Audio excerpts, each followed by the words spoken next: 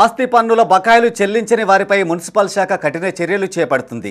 నగరంలోని పలు ప్రాంతాల్లో రెవెన్యూ శాఖ, నగరపాలక సంస్థ ఆస్తి పన్ను చెల్లించకుండా బకాయి ఉన్న రామ్నగర్ ప్రాంతంలోని లిటిల్ పార్కుతో పాటు Venkatasai cinema theatre, beauty parlour ప్రాపర్టీలను సీజ్ చేసి నగరపాలక సంస్థ బ్యానర్ను ఏర్పాటు చేశారు.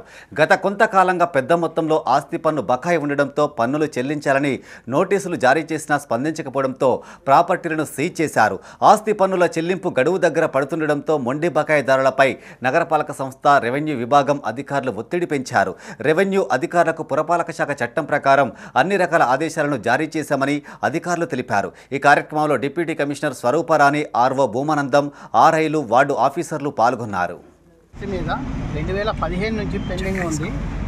ఈ ఆస్తి పన్ను 10 లక్షలు, దాదాపు 10 లక్షల వరకు ఉన్నది. జస్ట్ నోటీసు కూడా మేము జారీ చేశాము. అయినాను ఎలాంటి రెస్పాన్స్ లేనందున ఈరోజు సీజ్ చేయడం జరిగింది. ఇప్పుడు 2 వెంకటసాయి గార్డెన్ సీజ్ చేసాము, ఇది కూడా సీజ్ చేసాము. గతంలో 2 సీజ్ అయితే వాళ్ళు పేమెంట్ చేశారు. ఇప్పుడు ఇది 4వది, అందులో 2 పేమెంట్స్ జరిగినాయి. నోట్స్ కూడా జారీ చేయడం జరిగింది. రెడ్ నోటీసులు కూడా అందరికీ ఎవరైతే పెండింగ్ ఉన్నారో వాళ్ళందరూ రెడ్ నోటీసులు జారీ చేస్తాం. ఇక్కడ నుంచి ఇదే ప్రక్రియ ఉంటుంది. ఎవరైతే కట్టని వారు ఉన్నారో వాళ్ళ ఆస్తులు జప్తు చేయడం జరుగుతుంది. ప్రక్రియ ఈ రోజు నుండి జప్తు కార్యక్రమం ఉంటుంది. కట్టని వారిపైన చర్యలు